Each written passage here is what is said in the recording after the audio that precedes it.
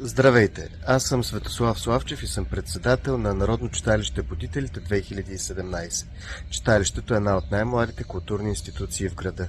Нашата мисия е опазване на традицията, създаване на културни продукти, запълване на свободното време на младежите и създаване на най-различни по вид и форма културни продукти, фестивали и прочие.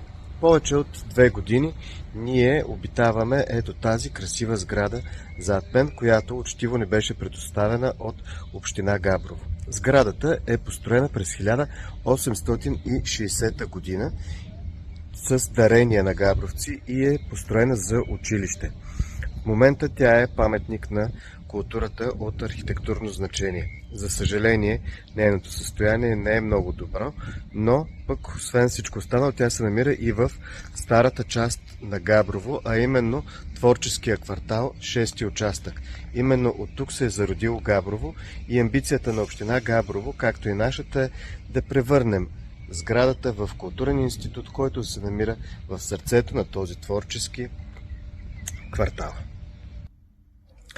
Част от инициативите, с които ние се занимаваме, са насочени към младежите и към децата.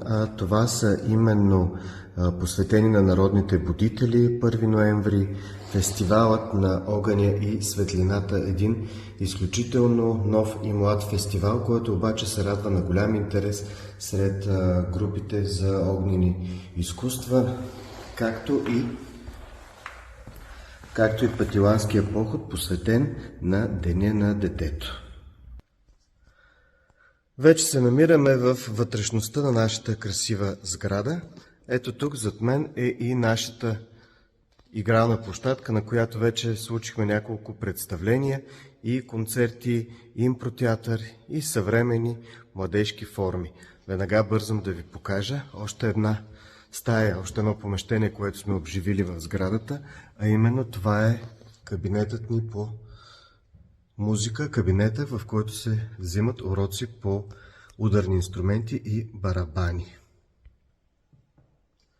А ето сега е време да преминем и през нашата сетивна инсталация, която е част от сетивния лабиринт, който предлага нашето читалище и институция.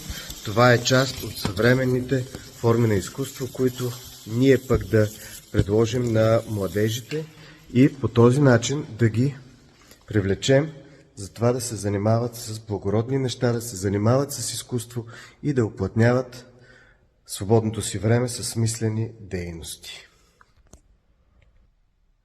Това е кабинетът ни по музика, където се дават уроци по пиано и цигулка.